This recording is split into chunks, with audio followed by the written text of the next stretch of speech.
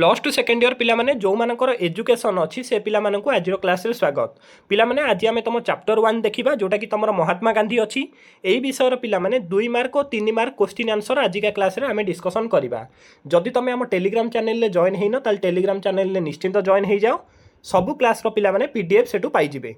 तो चलो आज क्लास को आरंभ करवा। तेबे पिला माने प्रथम क्वेश्चन तुमको पचारछि मौलिक शिक्षार 3टी लक्ष्य उल्लेख कर। ना पिला माने शिक्षा व्यक्तिर सर्वांगीन विकास करी एक उत्तम नागरिक हेबारे सहाय्य करे। आ गोटे कौन ना शिक्षा व्यक्ति को उत्तम चरित्र गठन करिया पई सहाय्य करे।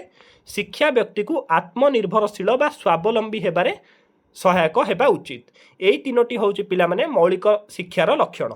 कौन ना व्यक्ति को पिला माने शिक्षा सर्वांगीन विकास करिवो आ गोटे उत्तम नागरिक हेबारे सहायक करिवो। शिक्षा कौन करिवो ना व्यक्ति को पिला माने उत्तम चरित्र गठन करिया को भी सहाय्य करिवो। शिक्षा व्यक्ति को कौन करिवो ना आत्मनिर्भरशील बा स्वावलंबी हेबारे सहायक हेबो। एई गोटा होउछि पिला माने मौलिक शिक्षार लक्ष्य। तेबे 2 नंबर क्वेश्चन देइछि मौलिक शिक्षार पाठ्यक्रम कौन थिला। ना पिला माने मौलिक शिक्षार लक्ष्य को हासिल करिया पई गांधीजी एक स्वतंत्र पाठ्यक्रम विद्यालय रे स्थान देइथिले। सेगुड़िक सबु थिला पिला माने कौन ना मातृभाषा, साधारण विज्ञान, गणित थिला, मौलिक शिक्षा, समाज विज्ञान आ गोटे थिला कौन ना संगीत और चित्रांकन। एई थिला पिला माने मौलिक शिक्षार पाठ्यक्रम। तेबे 3 नंबर देखिबा। 3 नंबर पचारछि मौलिक शिक्षार नामकरण यथार्थता कौन। ना पिला माने मौलिक शिक्षा बा बेसिक एजुकेशन बेस शब्द रु आसीची जहार अर्थ पिला माने होची मूलदुआ जहाँ उपर पिला माने समस्त गठनात्मक कार्य निर्भर करिथाए। उक्त शिक्षार मुख्य लक्ष्य थिला शिशुर मौलिक आवश्यकता जेमती कि पिला माने खाद्य, वस्त्र और बासगृह आदिर समस्यार समाधान करिवो। मौलिक शिक्षार पिला माने मेन लक्ष्य थिला कौन ना शिशुर मौलिक आवश्यकता जेमती कि खाद्य, वस्त्र और बासगृह अछि तार समस्यार पिला माने केमती समाधान करिवो। तेबे 4 नंबर क्वेश्चन देइछि मौलिक शिक्षा फलप्रद न हेबार 2टी कारण कौन थिला। ना पिला माने मौलिक शिक्षा फलप्रद न हेबार 2टी कारण थिला इंग्रेजी को बाद देई केवल मातृभाषा माध्यम रे शिक्षा दिया गला जहाँ फल रे शिक्षार्थी बाह्य विषय संपर्क रे ज्ञान अर्जन करि पारले नाही। कौन कले ना इंग्रेजी को पिला माने से शिक्षा रे ऐड करा जाई नथिला केवल मातृभाषा माध्यम रे शिक्षा दिया जाउथिला जहाँ फल रे कौन होतिला ना शिक्षार्थी माने बाह्य विषय संपर्क रे ज्ञान अर्जन करि पार नथिले। सेकेंड पॉइंट देइछि समस्त विषय रे धंदामूलक शिक्षा दान करिबा असंभव थिला जोथि पई पिला माने मौलिक शिक्षा फलप्रद होई पारि नथिला। तेबे 5 नंबर क्वेश्चन देइछि मौलिक शिक्षार 2टी विभाग लेख। ना पिला माने मौलिक शिक्षार 2टी विभाग हेउची प्रथमतः 7 वर्ष रु 14 वर्ष मध्य समस्त पिलांकु मागेणा एवं अवैतनिक शिक्षादान व्यवस्था ग्रहण करिया पई थिला। द्वितीय होउची कोन ना मातृभाषा माध्यम रे केवल शिक्षादान करा जाउथिला। मौलिक शिक्षार 2टी विभाग होउची पिला माने एई 2टी गोटे होउची कोन ना 7 वर्ष रु 14 वर्ष मध्य पिला मानकु कोन करा जाउथिला ना मागेणा एवं अवैतनिक शिक्षा प्रदान करा जाउथिला। द्वितीयटी होउची मातृभाषा माध्यम रे शिक्षादान करा जाउथिला।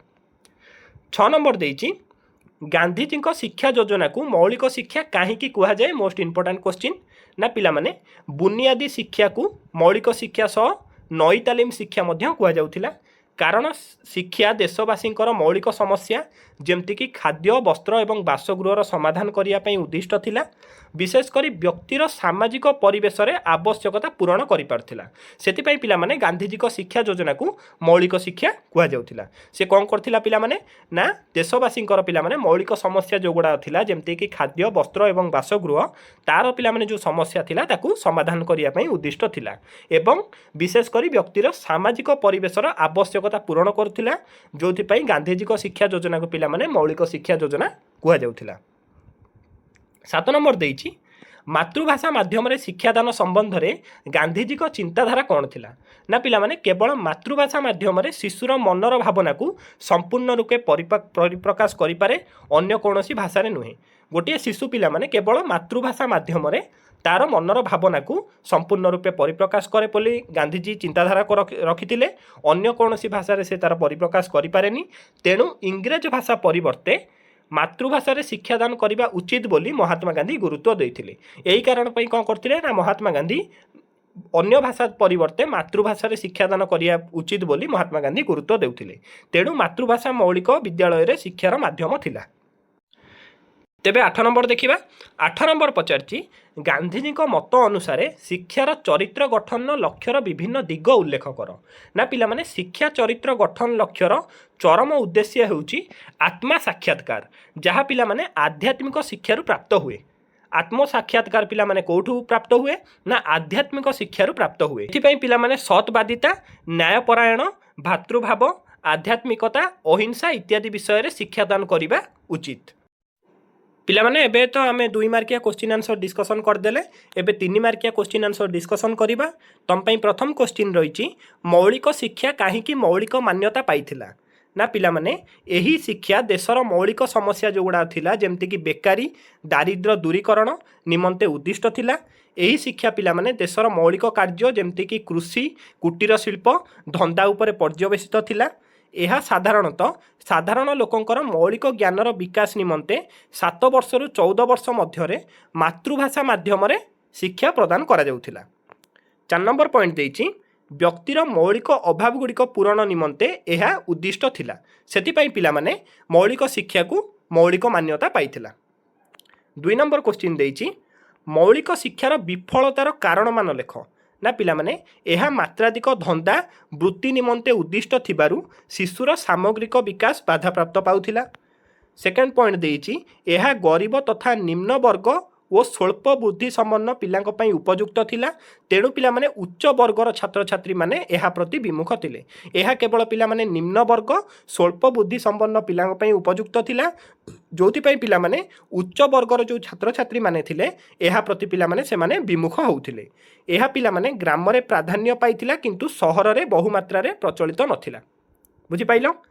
लास्ट पॉइंट देइछि एथिरे इंग्रेजी भाषा को गुरुत्व कम थिबारु विशेष भावे आदृत होई नथिला। एथरे पिला माने कोन ना निजर मातृभाषा रे शिक्षादान करा जाउथिला जोथि पई पिला माने अन्य भाषार अभाव जोगु यह विशेष भावे आदृत होई नथिला। तेबे पिला माने 3 नंबर देखिबा 3 नंबर देइछि मौलिक शिक्षा योजना सफल न हेबार 5टी कारण लेख। पिला माने मौलिक शिक्षा अत्यधिक शिल्प केंद्रिक थिला शिक्षार्थीर सृजनशीलता विकास पई एथरे कौनसी सुजोग मिलु नथिला। एही शिक्षा पिला माने अर्थनैतिक आत्मनिर्भरशीलता कल्पनार एकांत अवास्तव थिला। बुझि पाइलो। 4 नंबर पॉइंट देला इंग्रज शिक्षा स्थान नथिबारु उच्च शिक्षारु शिक्षार्थी माने वंचित हेउथिले। केवल पिला माने एथरे कोन दिया जाउथिला ना मातृभाषा माध्यम रे शिक्षादान करा जाउथिला जेतु पिला माने इंग्रेजी शिक्षार स्थान नथिला सेति पई उच्च शिक्षारु पिला माने कोन होउथिले ना शिक्षार्थी माने वंचित हेउथिले। लास्ट पॉइंट देला मौलिक शिक्षा ग्राम्य परिवेश पई उपयुक्त थिला मात्र सहर गुड़िक पई उपयोगी नथिला सेति पई पिला माने एहा असफलता होइथिला। 4 नंबर देइछि मौलिक शिक्षार 5टी नीति उल्लेख कर ना पिला माने अवैतनिक बाध्यतामूलक प्राथमिक शिक्षा थिला कुटीर शिल्प केंद्रिक शिक्षा दिया जाउथिला आत्मनिर्भरताशील मौलिक शिक्षार उपादान थिला मातृभाषा माध्यम रे पिला माने शिक्षा दिया जाउथिला अन्य कोनसी भाषा रे शिक्षा दिया जाउ नथिला नारी शिक्षा पई नारी शिक्षा और उत्तम नागरिक गठन करा जाउथिला। ए सब होउची पिला माने मौलिक शिक्षार 5टी नीति मन रखिबो। तेबे 5 नंबर देखिबा 5 नंबर पिला माने पचारची मौलिक शिक्षार 5टी मुख्य विभाग उल्लेख कर ना पिला माने जातिर जनक महात्मा गांधी को द्वारा 1937 मसीह रे एक शिक्षा नीति प्रचलित होइथिला। एहाकु पिला माने कोन कुआ जाय ना मौलिक शिक्षा नीति कुआ जाय। एक मार्किया क्वेश्चन ने पड़ जिवो पिला माने गांधीजी कर मौलिक शिक्षा नीति को मसीह रे प्रचलित होइथिला ना पिला माने 1937 पिला माने सॉरी 1937 मसीह रे प्रचलित होइथिला एटा मने रखिबो हैला। तो प्रथम पॉइंट देला ए शिक्षार कौन होता पिला माने ना कुटीर शिल्प केंद्रिक शिक्षा प्रचलन थिला। गांधीजी कहिथिले जे हस्तशिल्प माध्यम रे शिक्षादान हेउची एकमात्र पथ हस्त पद कर्ण प्रभृति इंद्रिय मानकर उपयुक्त व्यवहार द्वारा प्रकृत मानसिक व बौद्धिक शिक्षा लाभ होई पारे बोली गांधीजी कहथिले। सेकेंड पॉइंट देइछि आत्मनिर्भरशीलता शिक्षा गांधीजी कहिथिले शिक्षा व्यक्ति को आत्मनिर्भरशीलता प्रदान करने सहित व्यक्तिर उन्नति निमंते सहयोग करने आवश्यक। कौन कहिथिले ना शिक्षा पिला माने व्यक्ति को आत्मनिर्भरशीलता प्रदान करने सहित व्यक्तिर उन्नति निमंते सहयोग करने आवश्यक। थर्ड पॉइंट देइछि मातृभाषा माध्यम रे शिक्षा गांधीजी को मतरे पिला माने मातृभाषा माध्यम रे शिक्षा स्वाभाविक भित्ति अटे। इंग्रेजी भाषा रे शिक्षा लाभ करी अर्थ निजकु दासत्व श्रृंखल रे आबद्ध करी देश प्रति विश्वासघातका करिबा ନା ପିଲାମାନେ କ'ଣ ନା ଇଂରେଜୀ ଭାଷାରେ ଶିକ୍ଷା ଲାଭ କଲେ ତାର ଅର୍ଥ ହେଉଛି ନିଜକୁ ଦାସତ୍ୱ ଶୃଙ୍ଖଳରେ ଆବଦ୍ଧ କରିବା, ଦେଶ ପ୍ରତି ବିଶ୍ୱାସଘାତକତା କରିବା ବୋଲି ଗାନ୍ଧିଜୀ କହୁଥିଲେ। ସେଥିପାଇଁ ପିଲାମାନେ ସେ ତାଙ୍କ ଶିକ୍ଷାରେ ମାତୃଭାଷା ମାଧ୍ୟମରେ ଶିକ୍ଷା ଦେବା ପାଇଁ ପ୍ରୟାସ କରିଛନ୍ତି। 4 ନମ୍ବର ପଏଣ୍ଟ ଦେଇଛି ଅହିଂସା ଭିତ୍ତିକ ଶିକ୍ଷା। ଗାନ୍ଧିଜୀଙ୍କର ଶିକ୍ଷାନୀତି ଅନୁଯାୟୀ ଶିକ୍ଷାର୍ଥୀଙ୍କୁ ଅହିଂସା ଅନ୍ତର୍ନିହିତ ନୀତି ଉପଲବ୍ଧ କରିବା ସଙ୍ଗେ ସଙ୍ଗେ ତାହାର ଦୈନନ୍ଦିନ କର୍ମ ସଂକଳ୍ପ ଓ ଚିନ୍ତା ଯେପରି ଉକ୍ତ ଅହିଂସା ନୀତି ଦ୍ୱାରା ନିୟନ୍ତ୍ରିତ ହୁଏ ଏଥିପ୍ରତି ଦୃଷ୍ଟି ଦେବା ଆବଶ୍ୟକ। ସେ କ'ଣ କହିଥିଲେ ପିଲାମାନେ ନା ଅହିଂସା ଭାବରେ ଶିକ୍ଷାକୁ ଗ୍ରହଣ କରିବା ପାଇଁ ଗାନ୍ଧିଜୀ ଏଠି କ'ଣ କରିଛନ୍ତି ନା ପ୍ରେରଣା ଦେଇଛନ୍ତି। ତେବେ 5 ନମ୍ବର ଦେଇଛି ସମନ୍ୱୟ ଶିକ୍ଷା।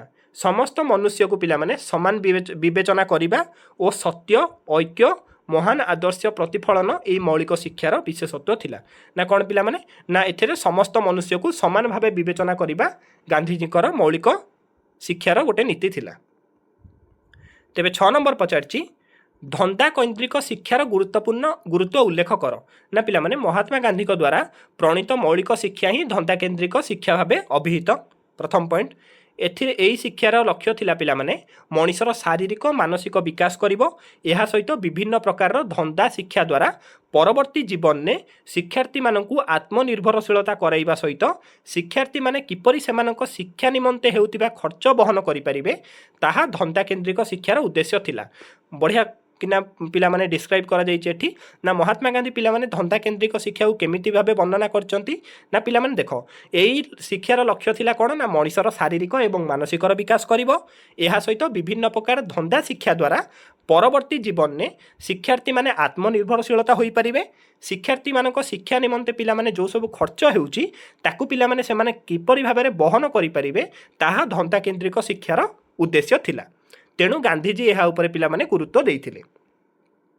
ସେ କହୁଥିଲେ କି ହସ୍ତଶିଳ୍ପ ଶିଶୁମାନଙ୍କୁ ଶିକ୍ଷା ଦିଆଯିବ। ତାହାର ଉତ୍ପତ୍ତି ଇତିହାସ ଓ ଉନ୍ନତି ବିଧାନ ସଙ୍ଗେ ସଙ୍ଗେ ଗ୍ରାମମାନଙ୍କରେ ମଧ୍ୟ ଉନ୍ନତି ହୋଇପାରିବ। ନା କ'ଣ ନା ହସ୍ତଶିଳ୍ପ ଦ୍ୱାରା ପିଲାମାନେ ଇତିହାସ ଏବଂ ଉନ୍ନତି ବିଧାନ ସାଙ୍ଗେ ସାଙ୍ଗେ ନା କ'ଣ ନା ଗ୍ରାମମାନଙ୍କରେ ମଧ୍ୟ ଉନ୍ନତି ହୋଇପାରିବ। ଏହି ପ୍ରକାରର ନୂତନ ଶିକ୍ଷାର ତାଲିମ ପାଇଁ ପିଲାମାନେ ଗାନ୍ଧିଜୀ ଚରଖା ଦ୍ୱାରା ସୂତା କାଟି ଆରମ୍ଭ କରିଥିଲେ। ଚରଖାରୁ ଭିତ୍ତି କରି ଏକ ସଂସ୍କୃତି ଗଢ଼ାଯାଇପାରିବ ବୋଲି ତାଙ୍କ ମନରେ ବିଶ୍ୱାସ ଥିଲା। 7 ନମ୍ବର ଦେଇଛି ମୌଳିକ ଶିକ୍ଷାର ପାଠ୍ୟକ୍ରମ କ'ଣ ଥିଲା। ତମକୁ ତ ପିଲାମାନେ ମୁଁ ସେଠି ଉପରେ କହିଲି ମୌଳିକ ଶିକ୍ଷାର ପାଠ୍ୟକ୍ରମ ପିଲାମାନେ କ'ଣ କ'ଣ ଥିଲା ନା ମୌଳିକ ଶିକ୍ଷାର ପାଠ୍ୟକ୍ରମ ଥିଲା ସାଧାରଣ ବିଜ୍ଞାନ, ସାମାଜିକ ବିଜ୍ଞାନ ଥିଲା, ଇତିହାସ ଥିଲା, ନଗର ବିଜ୍ଞାନ ଥିଲା, ଭୂଗୋଳ ଥିଲା, ବିଭିନ୍ନ ସାମ୍ପ୍ରତିକ ଘଟଣାବଳୀ ମଧ୍ୟ ଥିଲା, ମାତୃଭାଷା ହିନ୍ଦୁସ୍ତାନୀ, ଗଣିତ, ସଙ୍ଗୀତ ଓ ଚିତ୍ରକଳା ଥିଲା। ଏହିସବୁ ଥିଲା ପିଲାମାନେ ମୌଳିକ ଶିକ୍ଷାର ପାଠ୍ୟକ୍ରମ। ତେବେ 8 ନମ୍ବର ଦେଇଛି ଶିକ୍ଷା କ୍ଷେତ୍ରକୁ ମହାତ୍ମା ଗାନ୍ଧୀଙ୍କର ଅବଦାନ କ'ଣ ଥିଲା।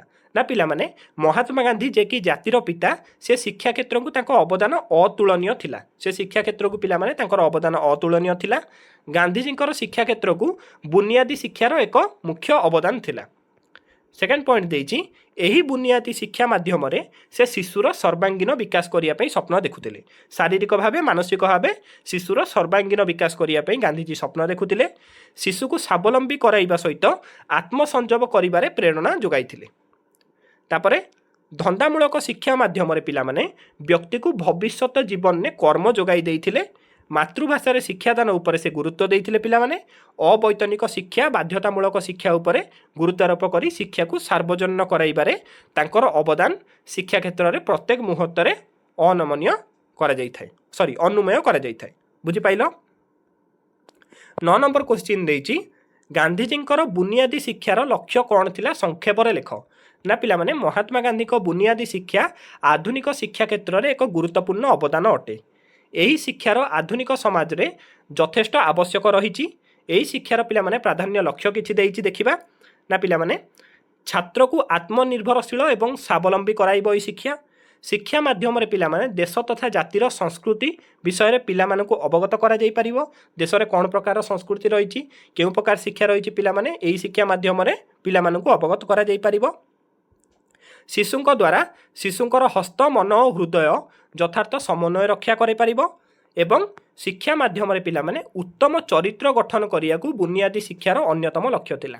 एटा पिलाने मन रखिब, शिक्षा माध्यम उत्तम चरित्र गठन करने बुनियादी शिक्षार अन्यतम लक्ष्य थिला। तेबे 10 नंबर देखिया पिलाने 10 नंबर पचारची गांधीजी प्रवर्तित बुनियादी शिक्षा विफल हेबार जेकोसी 4टी मुख्य कारण संक्षेप बुझाओ। ना पिलाने गांधीजी प्रवर्तित बुनियादी शिक्षा विफल हेबार कारण गुड़िक हेउची कुटीर शिल्प उपरे मात्राधिक सी प्राधान्य देइथिले, उपयुक्त तालीम प्राप्त शिक्षक यही शिक्षार अभाव थिला, पाठ्य पुस्तकर पिलाने घोर अभाव थिला, उपयुक्त प्रशासन अभाव थिला। सेतिपई पिलाने गांधीजी प्रवर्तित बुनियादी शिक्षा विफल होइथिला। मने रहिला। तेबे पिलाने क्लासटी भल लगी वीडियो गोटे लाइक, चैनल को निश्चित सब्सक्राइब करिवो। आ जो माने हम टेलीग्राम चैनल रे जॉइन हेइन ताले पिलाने जल्दी जल्दी जॉइन हो जाओ। सबु क्लास रो पिलाने तुमको पीडीएफ सेटी मिल जिवो। देखा हबा परवर्ती क्लास रे।